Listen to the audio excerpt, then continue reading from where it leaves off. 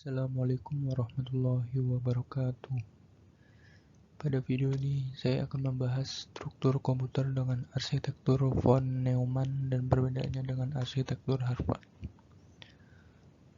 Sebelumnya perkenalkan, nama saya Ibnu Rifa, NPM 2207051027. Arsitektur komputer non von Neumann. Arsitektur von Neumann adalah arsitektur komputer yang menempatkan program ROM atau read-only memory dan data RAM atau random access memory dalam peta memori yang sama. Arsitektur ini memiliki address dan data bus tunggal untuk mengalamati program, instruksi, dan data. Arsitektur von Neumann atau mesin von Neumann merupakan arsitektur yang diciptakan oleh John von Neumann pada tahun 1903 sampai 1957, yang mana hampir semua komputer saat ini menggunakan arsitektur buatan John von Neumann. Arsitektur von Neumann ini menggambarkan komputer dengan 4 bagian utama, yaitu yang pertama, unit aritmatik dan logik atau ALU. Yang kedua, unit control atau CPU. Yang ketiga, memori. Dan yang ketiga, alat masukan I/O. Ini gambar diagram blok hubungan antar komponen CPU. Selanjutnya, di sini ada gambar diagram dari arsitektur von Neumann. Seperti kita lihat di sini. Selanjutnya, cara kerja. 1. Komunikasi antar memori dan unit pengolahan. Komunikasi antar memori dan unit pengolahan terdiri dari 2 register. Yang pertama, alat memori register atau MAR. Yang kedua, memory data register atau MDR. Untuk membaca, di sini ada beberapa langkah, yaitu the address of the location is put in MAR. Alamat lokasi diletakkan di MAR. Yang kedua, memori diaktifkan untuk membaca. Yang ketiga, nilai ini dimasukkan ke dalam MDR oleh memori. Sedangkan untuk menulis, langkahnya yaitu pertama, alamat lokasi diletakkan di MAR, di Maret. Yang kedua, data dimasukkan ke dalam MDR. Yang ketiga itu tulis aktifkan sinyal menegaskan. Dan yang terakhir, nilai dalam MDR ditulis ke lokasi yang ditentukan. Selanjutnya, CPU. Yang kedua, CPU hardware unit seperti ALU, register memori, dan lain-lain yang dihubungkan bersama ke dalam jalur data. Aliran bit sekitar jalur data dikendalikan oleh gerbang yang memungkinkan bit mengalir atau tidak mengalir, off melalui jalur data. Instruksi binar 1 untuk on dan 0 untuk off yang mengontrol aliran yang disebut mikroinstruksi. Seperti ini gambaran dari jalur data. Yang ketiga, ada memori operasi.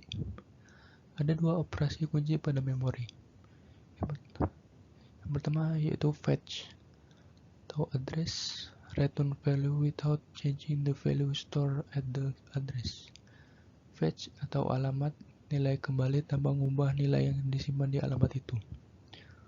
Yang kedua, store, address atau value. Write new value into the cell at the given address. Yang artinya toko atau alamat atau nilai menulis nilai baru ke dalam sel pada alamat yang diberikan. Memori jenis ini adalah acak akses, yang berarti bahwa CPU dapat mengakses nilai dari array tiap saat, versus akses sekuensial seperti pada tape. Memori seperti ini disebut RAM. atau random access memory. Di sini ada beberapa memori non-volatile atau read-only atau ROM. Seperti ini gambarannya.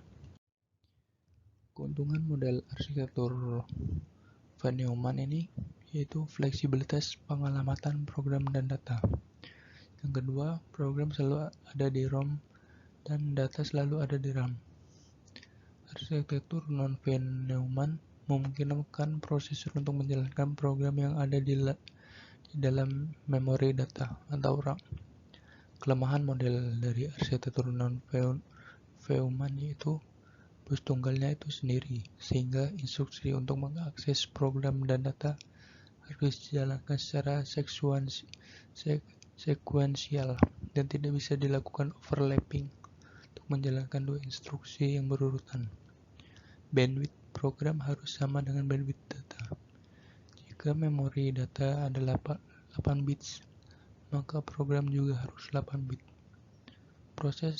Prosesor non-von Neumann membutuhkan jumlah clock CPI atau clock per instruction yang relatif lebih banyak, sehingga eksekusi instruksi dapat menjadi relatif lebih lama. Yang kedua, di sini ada arsitektur dari komputer model Harvard. Arsitektur Harvard memiliki dua memori yang terpisah, satu untuk program ROM dan satu untuk data atau RAM, yang mana arsitektur ini merupakan kebalikan dari arsitektur komputer model non-von Neumann. Jika non-von Neumann menggabungkan ROM dan RAM menjadi satu, maka arsitektur Harvard kedua memori tersebut dipisahkan.